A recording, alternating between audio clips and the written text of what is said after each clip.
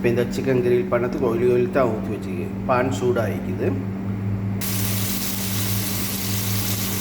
இப்போ இந்த வெள்ளமாய் விளங்கு தானே சிக்கன் ஒரு சைட் ரெடி.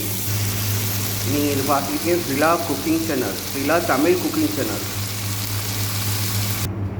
அண்டா சிக்கன் ரெடி ஆகிக்குது. நீங்கள் ஃபேஸ்புக் யூடியூப்பில் பார்க்கல, Rila Tamil cooking channel. Okay, chicken ready. பாய்.